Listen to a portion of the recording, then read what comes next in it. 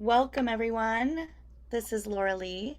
And on behalf of the Vote Smart Walton team, I want to welcome you to our second night of Town Hall Forum for our Walton County Board of County Commission race. On behalf of Vote Smart Walton's team, we thank you for joining us, and our sponsors for this evening are the South Walton Community Council and the Defuniak Springs Business and Professional Association, and we thank them for their partnership and helping us to spread the word about this event. This evening, we're honored to have the following candidates participate in our forum. For the District 4 Board of County Commissioner race, we have Donna Johns and Charles Chaz Galloway. We got an email a few hours ago from Mr. Buchanan's campaign manager letting us know that he had a conflicting event tonight that he would be attending, so he would not be able to join us.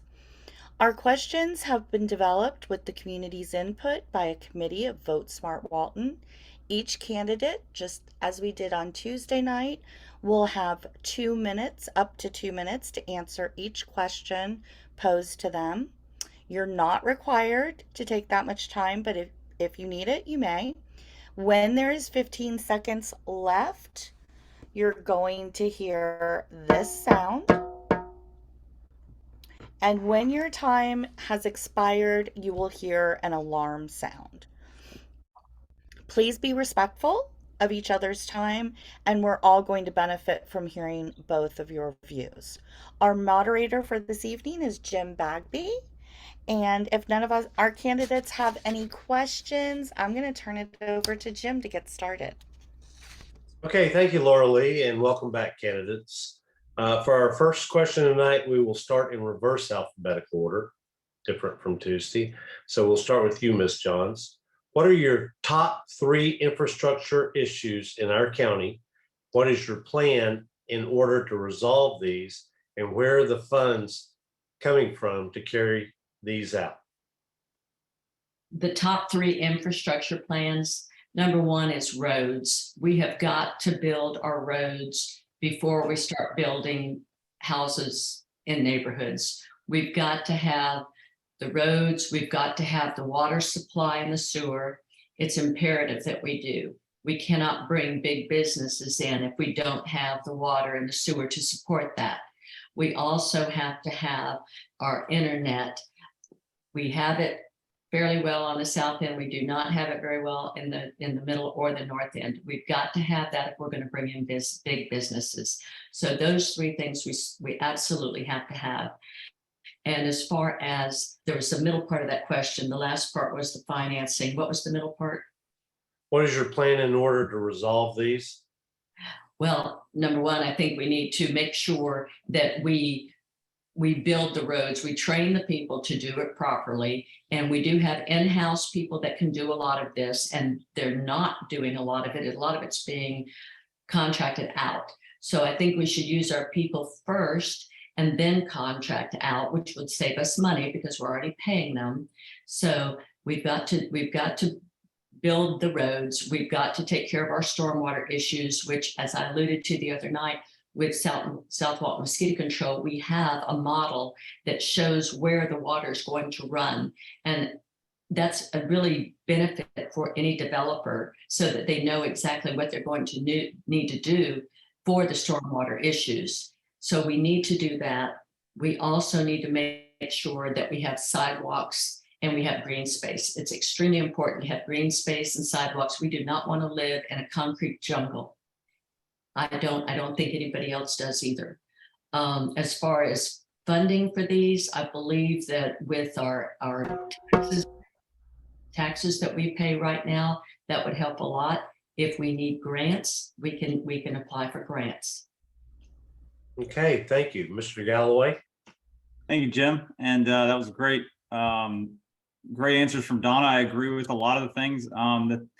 What I would like to, the top 3 projects, I kind of want to give you some examples.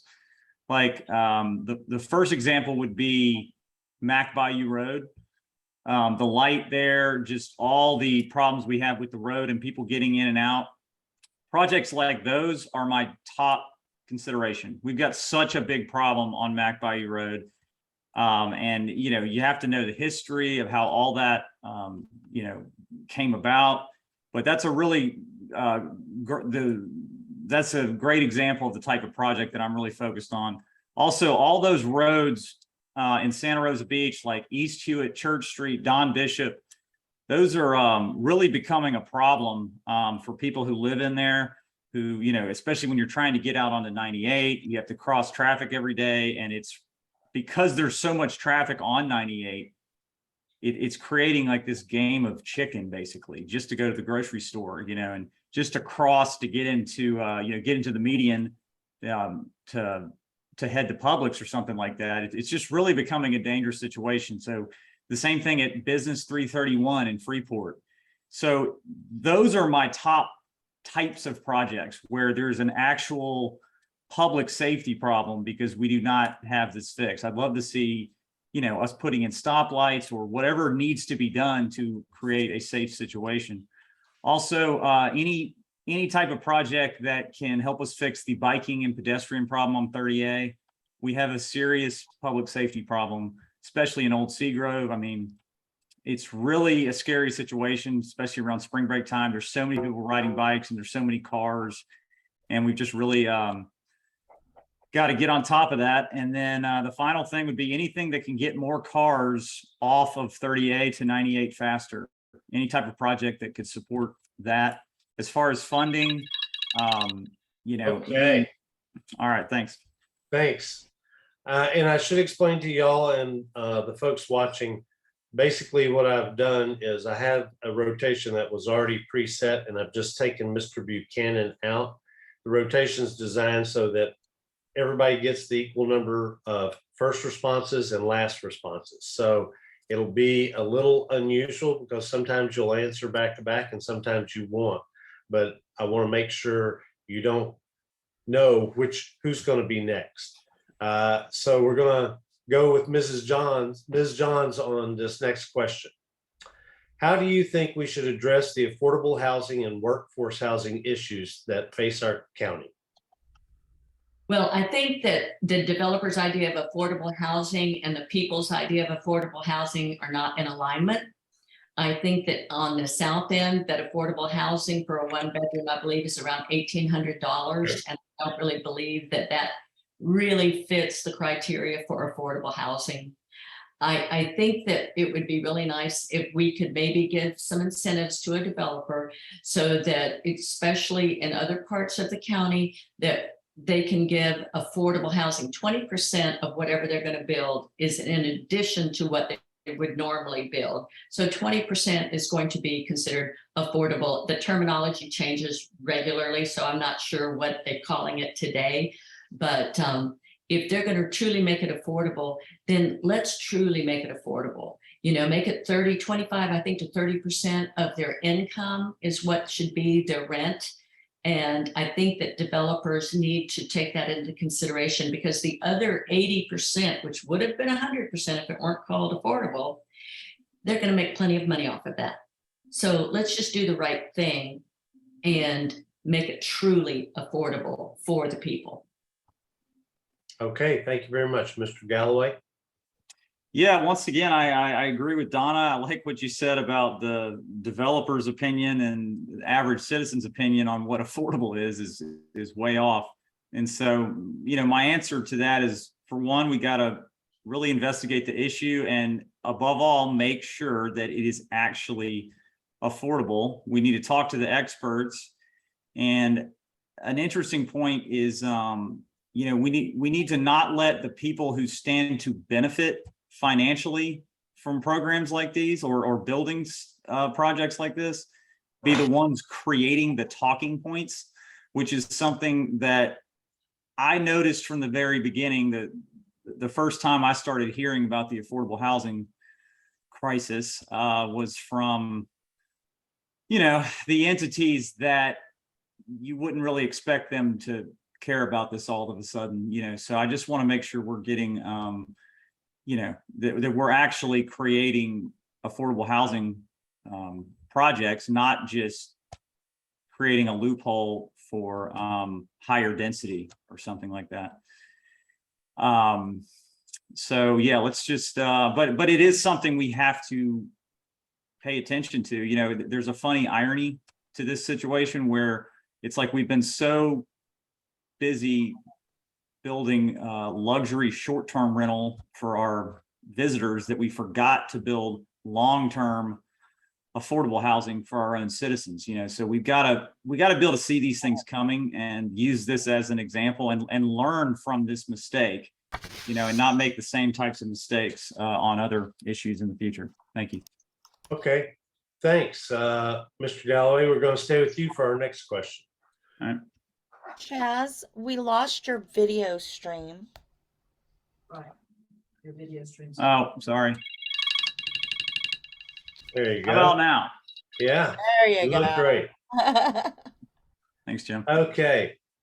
What do you see that is hindering relations between the north end of the county and the south end of the county?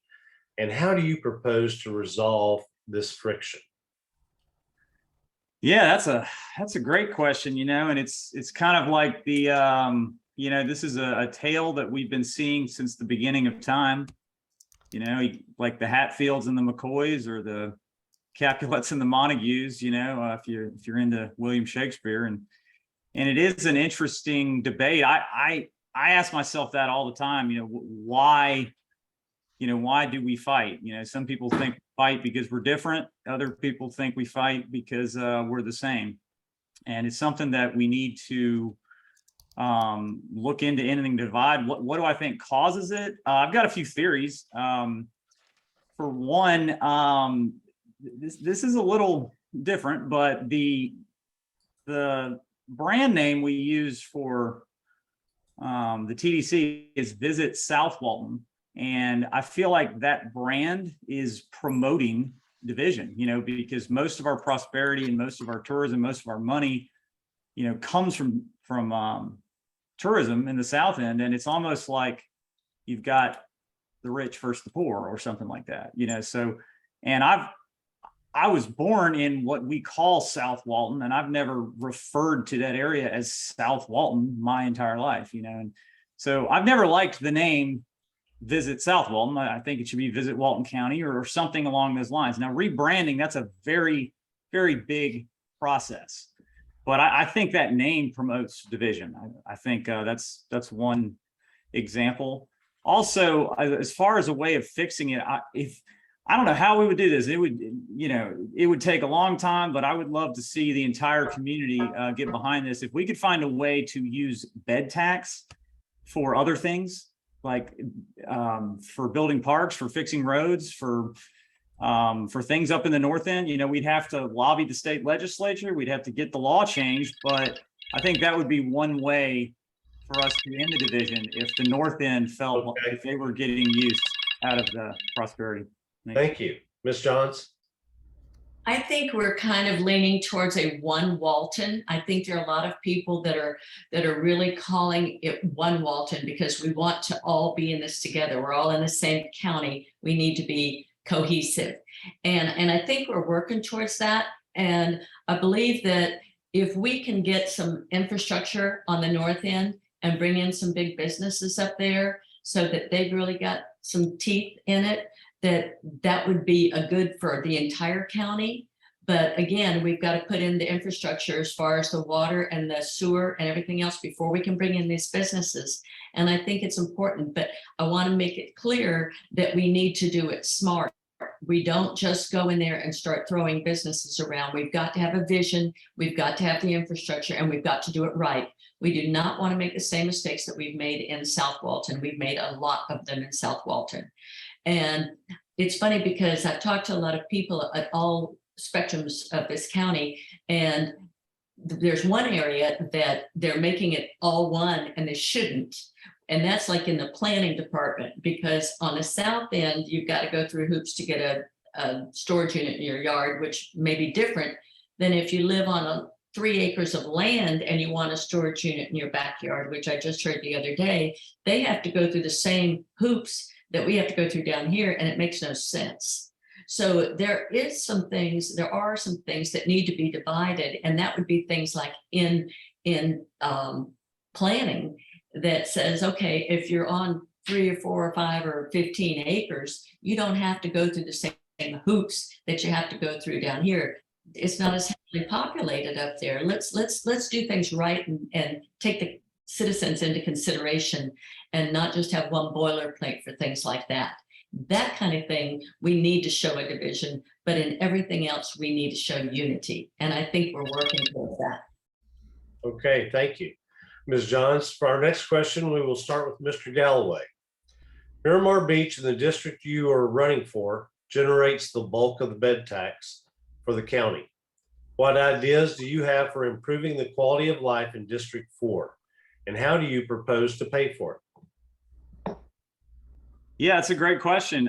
We definitely need to work on Miramar Beach. A good example, like I'm sure Donna and the other candidates had the same issue. Like when we're planning campaign events, and we look for places like community centers or public parks or things like that to have events, and it was interesting. You really can't find a place to do one in Miramar Beach. That was really what it's where I saw it, right there in front of my face recently. So, we need more parks. We need definitely green space. We got that golf garden.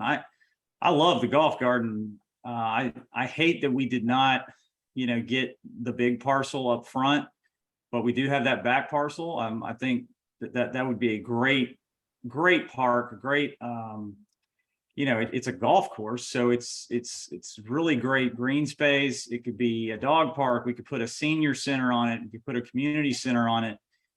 It could be, whatever we want it to be, basically. I'd also, I'm really fond of bike trails and bike paths, and I've proposed this concept of doing a bike path on the power line easement all the way through Santa Rosa Beach. And, it's a hypothetical project right now.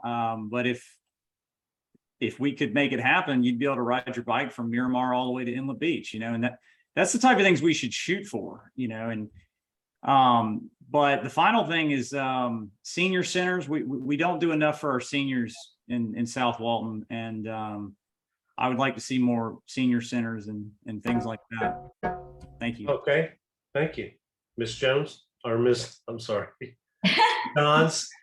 Johns, Johns. I got it. I can see the sign.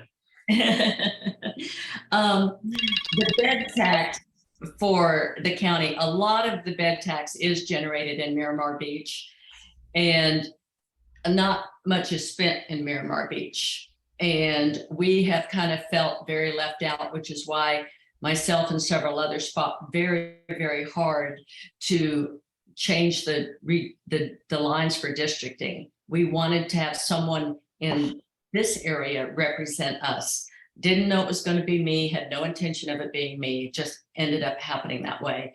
But the fact is that we feel in Miramar Beach that the county's bought a parcel of property on Driftwood for parking several years ago, and nothing's been done with it. We have got to do things with these parcels that we purchase. We need to go ahead and make it a parking area. Right now, it's just a big old dust bed.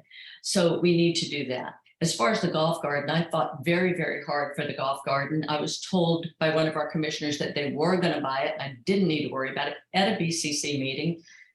Fast forward 30 days, and I was told, nope, they weren't going to buy it. We fought very, very hard. We felt stripped of that. The back 25 acres we ended up getting, the back 10 acres we ended up getting. However, the county has leased it back to the golf garden this is the 3rd year it's been leased back to the golf garden for $1,000 a month. Now, anywhere else you can find 10 acres on the south side for $1,000 a month. Boy, I'd jump on that myself. I do wish that we did have the golf garden. However, right now they're wanting to put up 321 apartments there and a lot of commercial in front of that. So we feel like we have not been very well represented, even though we provide a lot of money from this area. We're the ones stuck in traffic. We're the ones that have bottlenecks everywhere. We have wrecks everywhere. It's a mess, and we need to change that. Okay, thank you. We will stay with you for the next question. What is your stand on allowing plat fees to be paid in lieu of providing recreational facilities that would benefit the people living in the neighborhood being developed? I think that it should be required that these areas are built by the developers. They buy out sidewalks, they buy out green space, they buy out the road proportionate fair share when it's already overcrowded. I think all of that needs to stop. When we build a development, we need to make it family friendly and safe for the citizens. Number one, we always, unless there's a really extenuating circumstances on why it just doesn't fit, we should always have sidewalks. We should always have green space. Who wants to live in an area where there's no grass? You can't go walk your pets. It's just miserable. I don't want to live in a concrete jungle. And I don't think it's right that we take funds for that, which I don't know where those funds go. So where do all the funds go for the proportionate fair share, for the sidewalks, for the green space that gets bought out? Who gets that money? Where is it? I don't know. But I'd rather see it in the neighborhoods, in sidewalks, in green space. I think that's imperative. I think we need to do it. And I think we need to do it every development unless extremely extenuating circumstances. Okay, Mr. Galloway? Yeah, great question. Great response from Donna. And I agree. And I think the elephant in the room for the last couple decades that is really the root cause of most of our problems, even a lot of the division we have in this county, is developers have not been paying their fair share. And we need, it's going to be a slow process because, it's been allowed in the past. They've gotten away with it. We can sit around and point fingers, but the bottom line is, you look at the byproduct of it, and yeah. And so like in Miramar Beach, it's a concrete jungle, and a lot of it has to do with these developers were not made, forced to put in recreational things, sidewalks, and, and they weren't thinking about the quality of life of the people around it, and maybe even the elected officials were not either. So it's definitely I'm all for developers doing that, and I think we got to start being tougher and not always take the easy way out, because a lot of times it's a lot easier just to side with the people that have all the money, and have all the resources. But we've got to, as elected officials, we've got to stand up to it. And I commend Donna a lot for, and a lot of the people she works with, they really fight hard, and I do admire that. So thank you. Okay, thank you, Mr. Galloway. We'll stay with you for this next question. How much time per week can you devote to being a county commissioner? What other organizations or entities impact upon this availability? Sure. This will definitely be a full-time job. Technically, I don't know why it's like this. Technically, it's a part-time job, the way the state has defined it for this county. I think most of the commissioners, it's not it is a full-time job for them now. I know it'll be a full-time job for me. I think it'll be even double time if I was given the opportunity to represent, the citizens, because it's just something that, and I'm sure Donna feels the same way. This isn't something we're doing for the money or anything like that. We're doing it because it's Donna served her country in the Air Force, and this is no different. It's like if I was chosen, this would be, this is duty calls. I'm going to do, my duty, to the citizens of the county, and it would be completely full time. I would have a blast with it. I'd give you 20 hours a day, honestly, because I think I'm at a great stage in my life where I can commit the time required. But, the answer to that question, it would be completely full time, and I would enjoy the heck out of it. Thank you. Okay. Thanks, Ms. Johns. Absolutely 100% a full-time job. I would absolutely dive right in. There's a lot of work that needs to be done, and I would like to be a part of that. I think we need to move in a different direction, and I think that what's necessary right now is endless. I mean, the load is heavy, and I'm up for the task. I have nothing standing in my way. I am currently a commissioner of South Walton mosquito control. However, I did have to resign from that position 10 days prior to qualifying for this, which I have done, but I can stay in my seat until November. So I am doing that because we're doing some great things with South Walton mosquito control, and I really enjoy that.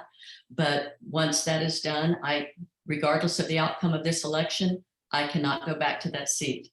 So I have absolutely nothing that would be in the way of me working full time for this, because my goal is to find out what the citizens of the county want all over this county and to work tirelessly for that and to move forward with some great ideas, some vision, because we've got a lot of influx of people coming in. It's not going to change anytime soon, and we need to be on top of it. And I want to do that. Okay, thank you, Ms. Johns. For our next question, we're going to stay with you, and this is going to be a 1-minute reply. Okay. 1-minute reply. All of you have been talking with citizens and voters throughout the county. What is the most frequently asked question by the voters that we have not addressed in these two forums? Ms. Johns? That we have not addressed. Yes. The most frequently asked question.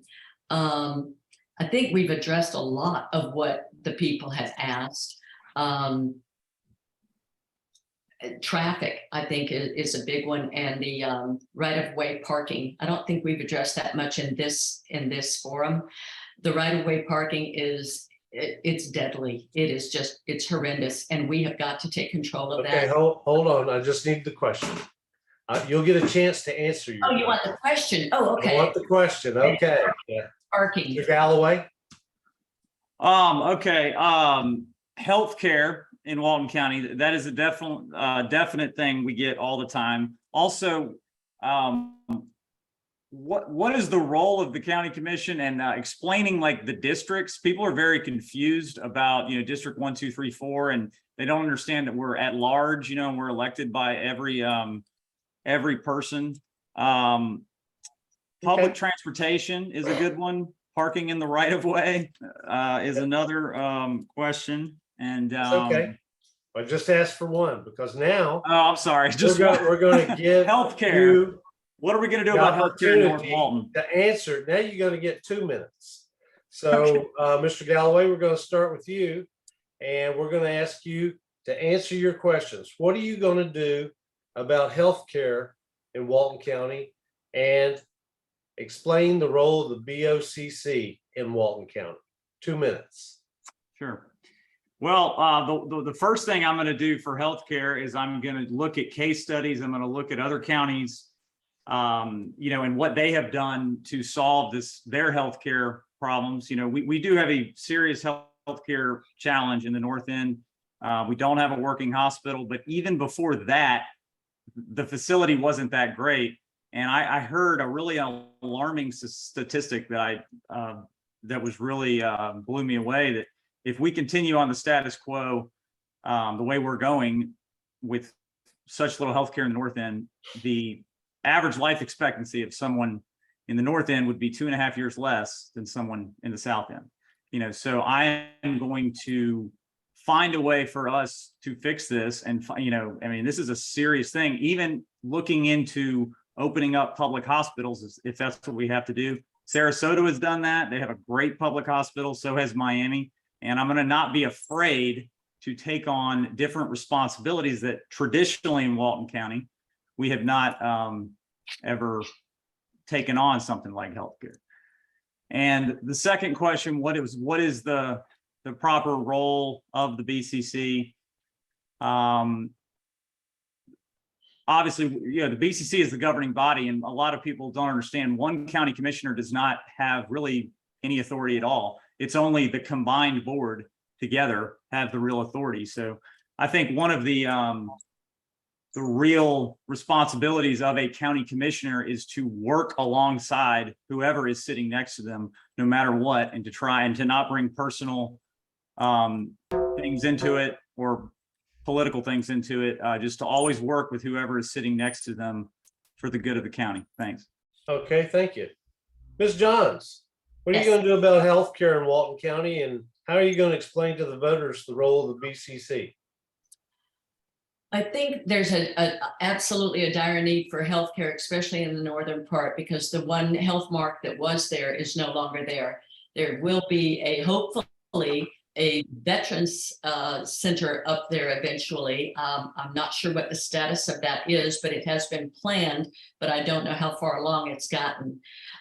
There are options I think that we can do. We can make incentives for people to bring in healthcare facilities, whether it's to give them a break on the price of the land or the building, whatever we can do to bring someone in. We need to have healthcare all over this county, but the north end certainly just really doesn't have it.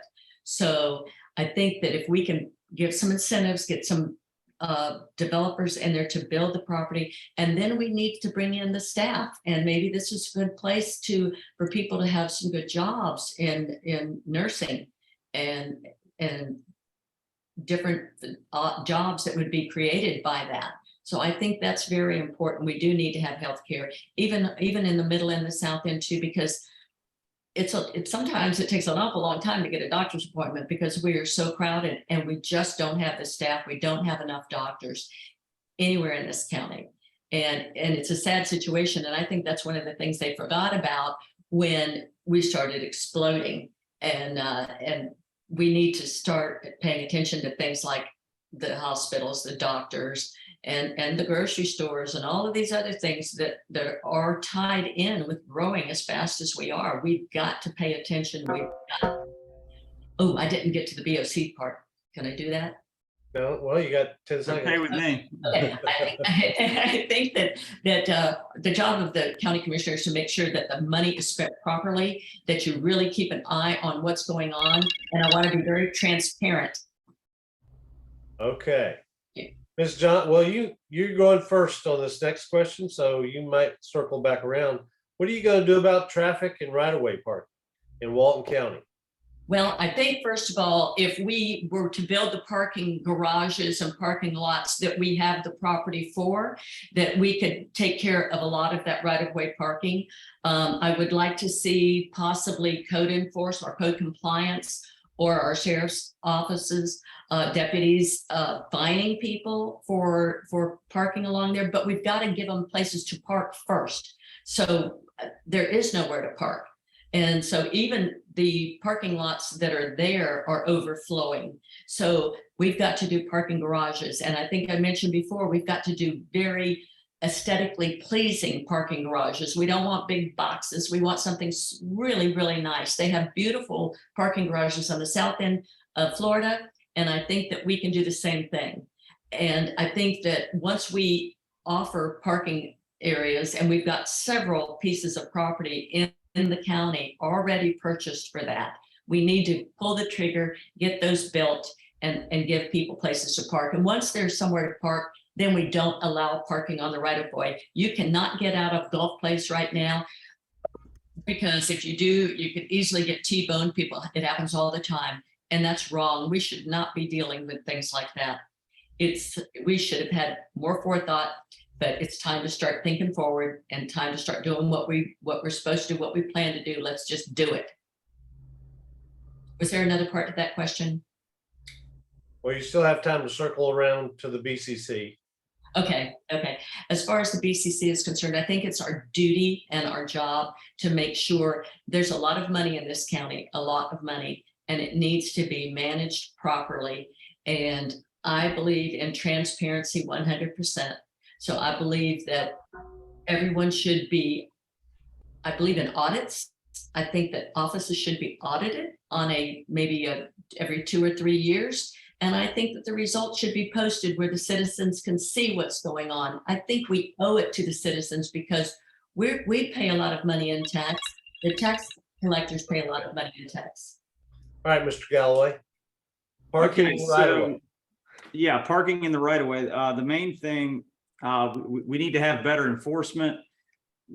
I really think we need a transportation department in this county that handles, public transportation and parking tickets and all the above. And we need to create a department just like the planning department and find a transportation director, bring them in, someone with experience, someone who has experience with dealing with these problems, for one, because that parking in the right of way, I mean, just as being born on 30A local, that just drives us all crazy. It looks so tacky is what's the main thing. It bothers us.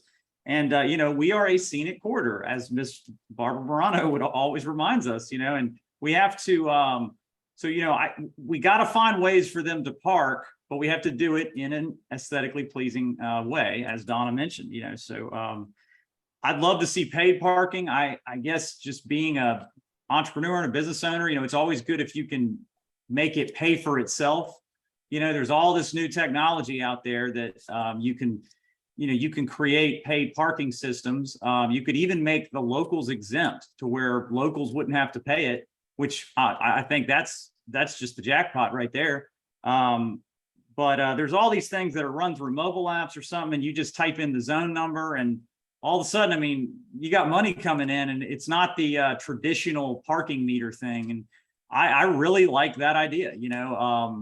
We're always looking for money to pay for things, and I don't see anything wrong with, us generating revenue to solve a problem. And towing, I'm really not crazy about towing because, it's a really hostile act, and it's, you damage the cars. And I don't think there's not really a towing industry in this county. So the county would have to become a towing department, and I think it would create more problems than it would solve. Thank you. Okay, thank you. Mr. Galloway, we're going to stay with you. This is where we would have answered Mr. Buchanan's question. Instead, we will ask each of you, what question would you ask him if he were here tonight? So, Mr. Galloway. I would ask, why are you running for county commissioner specifically? And what is the number one reason? And what are your plans if you do not win? Are you interested in still being involved in other parts? For example, if Donna won or if I won, would he be interested in serving on the planning department or on the EDA for one of us? Because I'd really like to see all of us, even after elections, be able to work together. Okay. Ms. Johns, what would you ask Mr. Buchanan if he were here tonight? I think I would ask him that since he is a builder developer, if that is going to cause a problem when we have builders and developers come before the board and ask for to build different developments and things like that, is that going to be a conflict of interest for him? Is that going to be a problem? Because since he is a builder and he does have a lot of properties that he can will want to build on, it just seems like that might be a conflict, and he might need to recuse himself from a lot of issues. I don't know. I would like to ask him that. Okay, so now we're going to turn that question on the two of you, or those questions. Do either of you have a conflict of interest, either having been on the mosquito control board or having worked with some of the county commissioners or having worked for the county? That might conflict you on any issue that would come before the Board of County Commissioners. Ms. Johns? I have no conflict whatsoever. As I stated earlier, my term with the South mosquito control would end prior to taking office if I'm so elected. I have absolutely nothing at all that would influence me. I am my campaign manager, and it's me and a couple of friends that are doing all of this. It's a lot of work, and they're working tirelessly for this. And so there is absolutely no conflict whatsoever in any fashion at all. I'm Okay, just Mr. Galloway. No, I do not have any conflict of interest at all. And that's something, if I was elected, I would always make sure, because situations change, to always seek proper counsel to make sure that, you're never voting on anything that could present a conflict of interest. We see that a lot at meetings where people abstain, things like that. But to answer your question, no, I do not have any kind of conflict of interest at the current time. Okay. So now we're going to ask your questions that you would have asked Mr. Buchanan. Why are you running? And if you are not successful, will you be willing to serve on a planning committee or some other board within the county to help the county? And Mr. Galloway, we'll stay with you since it was your questions. Sure. Number one reason I'm running is I love Walton County, and I'm really proud to be from here, and it would just truly be an honor to serve my county. And I'm at a great stage of my life to dedicate the right amount of time. I know that I would be a great commissioner, but I would also be a very different commissioner. I just am from a different generation, and I would supplement the people sitting next to me very well, and I would bring a whole new, different perspective, and be a good representative of the next generation of leaders of Walton County. And the second part of your question, absolutely. One of my goals personally for this election, and I haven't even talked publicly about this yet, was just to make sure that we had an election cycle where all of the candidates, worked well together and did not, just talked about ideas and collaborated, and we end where one of us wins and becomes the commissioner, but we still work together, because the biggest problem we have in this county is we can never get anybody to run, and if we want to fix all these problems, we've got to have our best and our brightest just being willing to run for office. That's the first thing, because only me and Donna and David know what this process is like. It's not, it's a wonderful experience. I'm so enjoying it, but it's not easy. And, it needs to be easier. There need to be more people running. And especially, we always need to be able to work together, because if we can just get our best minds at the table at the same time and behave and work with each other, we can get out of anything. That's the way I feel. Thank you. Okay. Ms. Johns, why are you running? And if you're not successful, would you be willing to serve on a county committee? Well, I'm running because I worked really hard with a lot of other people to make sure that Miramar Beach and District 4 had a voice, because we did not feel that we were represented. And it's not anything I haven't said to the commissioner. It's just out of sight, out of mind. We wanted somebody that lives here, that actually feels the pain, that sees what's going on. And so we fought hard for that, and it happened. And then it was like, okay, well, who's going to run? And as Chaz said, it's very hard to find anybody to run. And I checked with a lot of people and asked them if they were interested, and absolutely nobody wants to run.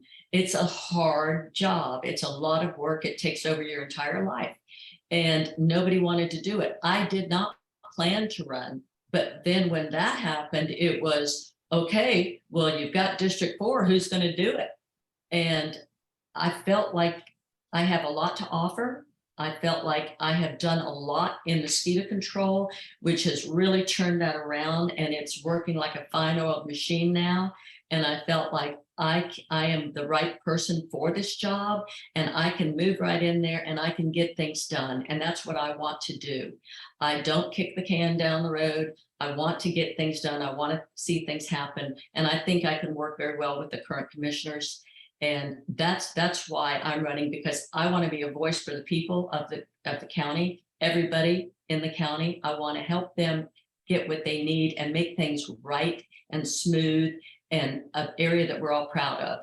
And again, transparency, I think, is very important. And as far, I've served on the design review board previously for, I believe, 3 years. So I have been involved in the county in several different fashions. I've been on the design review board, and I've been on that's the only county board other than the mosquito control. So, Okay. thank you. Thank you very much. As you know, the county's looking at putting a 1-cent sales tax increase on the ballot in November. Just a yes or no answer, and then I'll let you explain later. Are you for or against the 1 cent sales tax increase for the next 30 years? Ms. Johns, will stay with you. As it stands, I'm against it. Okay, Mr. Galloway? I'm also, as it stands, I am against it. I'm sure we both could elaborate, but And I'm going to give you a chance. Now you get 2 minutes. Mr. Galloway, we'll start with you to tell us why or what concerns you about the 1 cent sales tax increase and how you would change it. Well, what's interesting about this is, I do feel like some of I don't think it's going to solve the problem. I think it might even make it get worse. I feel like the problem that was created that this would, fix, was because developers weren't paying their fair share. And I feel like they're sneaking out the back door, truthfully. I also think it's way too long, and I just, I don't think it was structured correctly. And I do think it is the right thing to make the voters decide. I am 100% in favor of it being on the referendum. But I think I would have been more apt to it if it was a shorter amount of time, and if we knew exactly where all the money was going, things like that. But at the current time, I just not for it. Thank you. Thank you. Ms. Johns? I believe that right now it is a 30-year tax. I understand the need for it. The need is because they want to pay for infrastructure, and there's a lot of infrastructure that needs to be done. We all know that. That is a fact. It is true. I just think right now, with the way our country is, with the cost of gas and food and everything else, that, people are just overtaxed. And I think it's it's unfortunate that it's such a tough time. However, if it could be changed to possibly a 10-year tax instead of a 30-year tax, and maybe at 10 years readdress it at that point in time. 30 years is a very long time.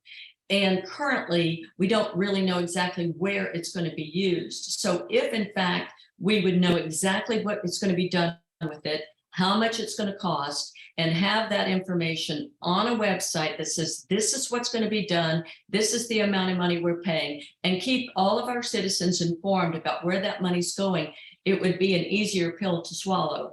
But again, with the fact that the country is in the shape it is right now, and the cost of gas and the cost of food and everything else, I just think it's a bad time. I wish we could push it back maybe a year or two, and then vote on it, and then do a 10-year and readdress it at that point, because I do see the need for the infrastructure. So it's a tough situation. Okay, thank you. We're going to stay with you for our next question, which is, what is the role and importance do you feel truth and integrity play during an election campaign? And do you feel like you have lived up to the standard? Well, I think that truth and integrity is an absolute must, not just in a campaign, but in life. And I do feel that I have lived up to that standard. There's not one thing that I would do differently. I am honest. I'm an open book. I'm transparent. And I think everybody should be that way. Okay, Mr. Galloway? Yes, I definitely think, obviously truth in elections is incredibly important. And, this is a whole new frontier we're having to navigate, especially, and one of the big reasons for this, because it's kind of what I do for a living. One of the big problems is we don't have traditional media anymore, like newspapers and the traditional news outlets are just kind of going away. And social media, people still want to get their information from somewhere. And social media, a lot of times these groups are where everybody's finding out. And so it's a whole new nervous system that we have to navigate, citizen journalism, because, the average citizen isn't a trained journalist. And, fact checking doesn't exist anymore because there's not enough time. Information flows so fast. I think we're going to have to start teaching kids in the school system how to fact check their own information, because it's going to be a whole new skill they're going to have to learn. As far as how I've run my campaign, I've mostly, you have two things you can spend your time doing as a candidate. You can spend your time raising money, or you can spend your time talking to the voters, and my choice was talk to the voters. So I do a lot of door knocking, a lot of phone calling, and, because that's the best way that people know what they're getting, and they can ask me any question. And so that's, it's not just what you plan to do when you get into the office. I think it's how you get elected is very important. And we always need to strive for, we need to work together to make sure our election process is always as pure as it can be. Thanks. Okay, thanks. You mentioned money in campaigns, and money has been described as the mother's milk of politics. How much money have you raised, and how much of that money has come from outside of the county? What are your relationships, past and present, with donors from outside Northwest Florida, if any? And Mr. Galloway, we're going to stay with you on this question. I've raised to date, I think about $11,000. The majority of it is from myself. I don't have any business relationships or anything like that with people from outside the county. I think maybe some donations have come into my campaign from like friends or family, for $25 or something like that. But I am a self-funded campaign. Like I said, I mean, I just have most of the money is myself. And, I have the advantage. I'm a marketing professional, so I don't, my plan was, to not try and raise a whole lot of money, just, use my skill set to counter the, the costs. And I don't have any business relationships with anyone out of state that could create a conflict of interest, which I assume that would be what that question is about. So, yeah. That's all right. Ms. Johns? I think I've raised about $26,000. My finance guy's been on a vacation, just got back today, so I'm not exactly sure of the exact amount, but I think it's close to $26,000. And the majority of my money, I call it grassroots. It's from people right here, people in Santa Rosa Beach, Miramar Beach, Defuniak Springs, Paxton, Freeport. Most of my money is from right here. I do have some that is from out of state, but it's because they live here and their checks still say out of state. So I put what's on their checks there. A little bit of it is from family from out of state. And then there's some friends from out of state. A couple of friends from Okaloosa County, because I used to live in Okaloosa County for many, many, many years before coming to Walton County 20 years ago.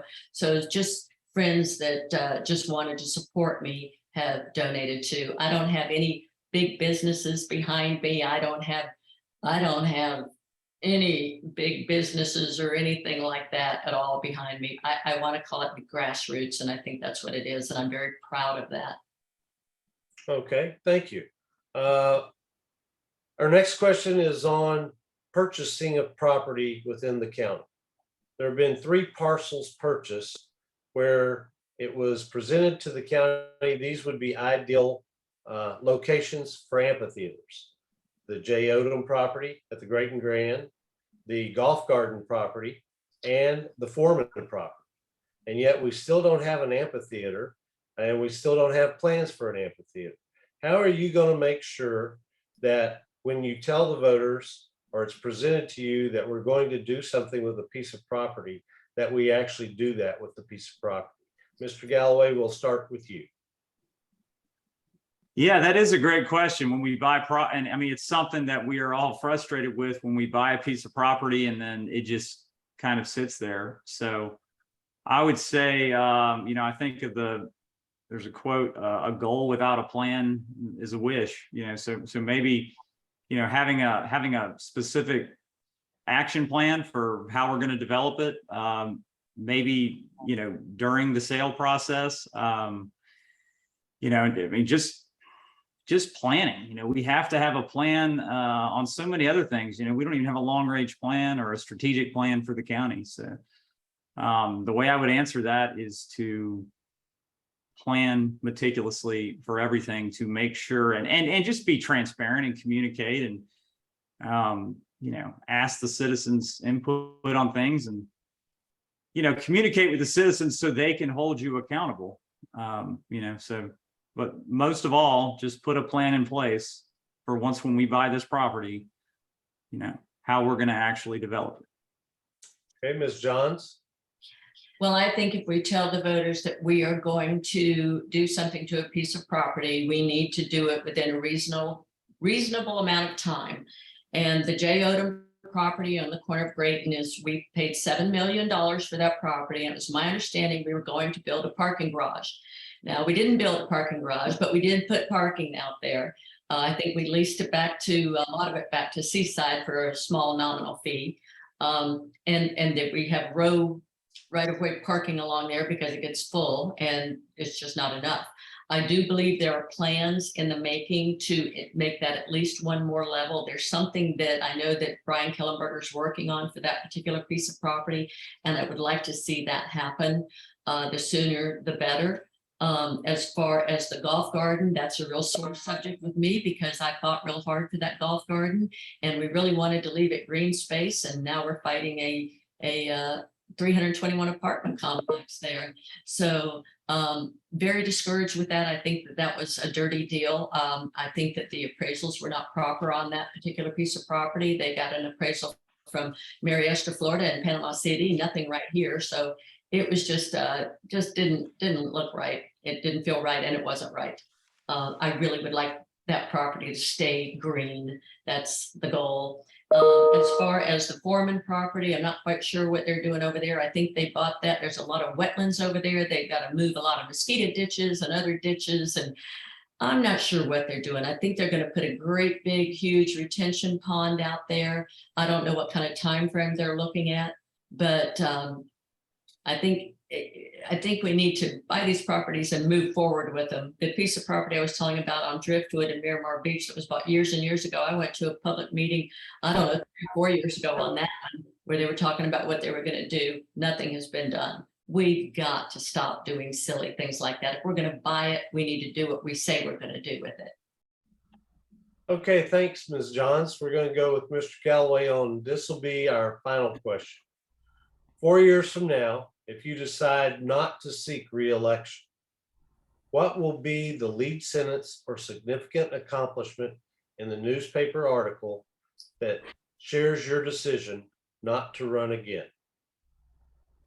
Mr. Galloway, what's the Herald going to say?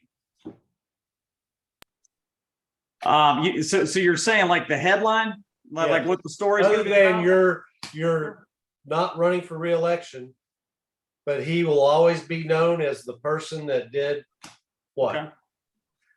Well, what I would like to be remembered for is being different, and I'd really like to see, it's really hard to get things done as a commissioner, but sometimes the value you can bring is just putting out ideas and planting the seed.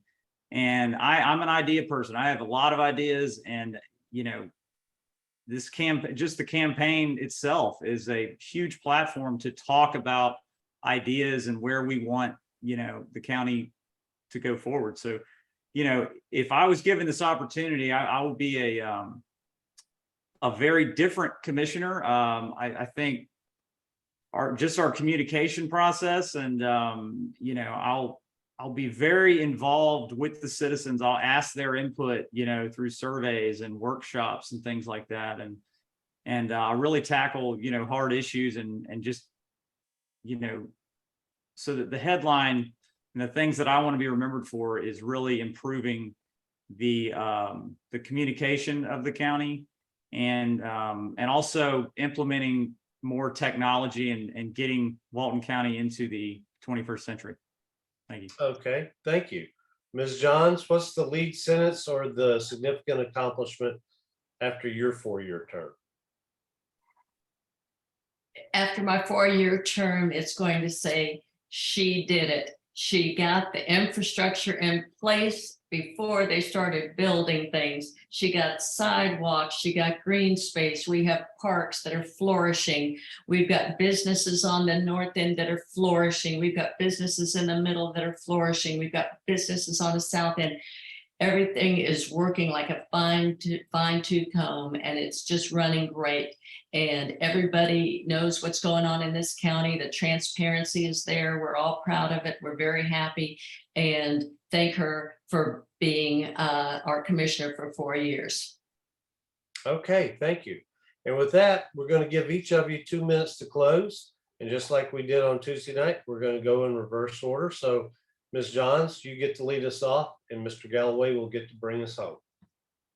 Well, first of all, I'd like to thank you very much for putting this on. It really is a good opportunity to let people know how we really feel and how we think about things and what we really want to do for the community. And I really want to serve this community. It's in my blood. I've been going to these meetings for a long time. I have a passion for the community. As mentioned, I've served my country. I really would love to serve the county. I want to do what's right. I want to be there for the people. And I think that I can bring something to the table that will benefit the community and everyone in our community. And I would really like that opportunity. And I would like to remind everyone that early voting starts August 13th and goes through August 19th. And then the big day that makes this big decision is August 23rd. So please get out and vote. Bring your friends out to vote. There's usually a low turnout since it's not a presidential election year, and this is not the general election, it's a primary. But please, whatever you do, it's very, very important to get out and vote this time. It's crucial.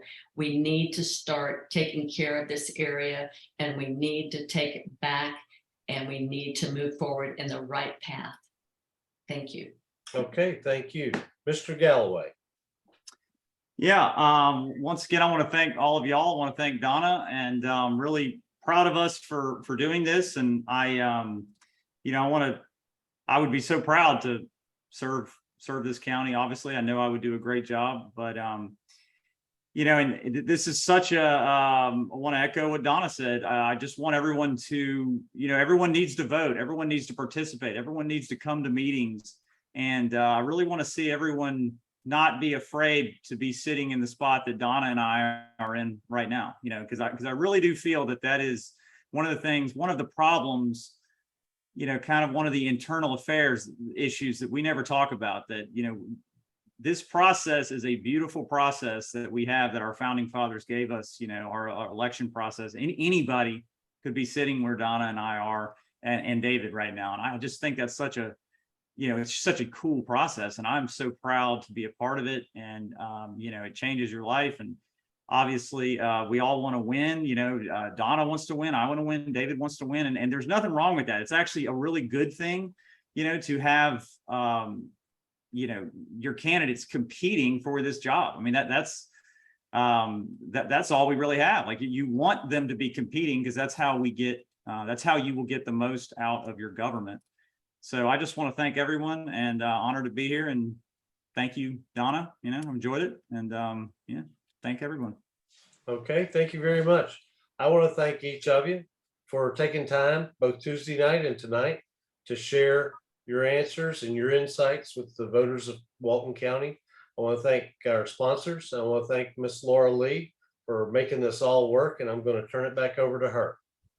Well, I just want to do the same, and there's lots of thanks going around. I want to thank all of our community members that have taken the time out of their schedule to be here and be informed, and hear straight from the candidates on where they stand on these issues.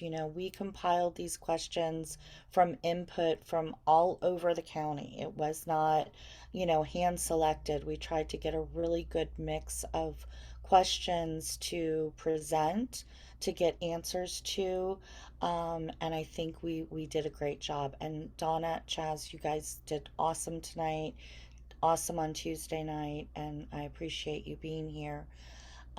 These recordings will be posted on YouTube and then shared on our Vote Smart Walton Facebook page. Feel free to share them. I know Tuesday night is already up, and tonight's will be up sometime tomorrow. So, with that said, thank you all. We are rescheduling the school board candidate town hall forum that was scheduled for next Tuesday is being rescheduled to Thursday, August 4th. I believe that's August 4th. August 4th, yes. So that will be being held next Thursday, and that information again will be shared on our page. So thank you all for being here and have a wonderful evening.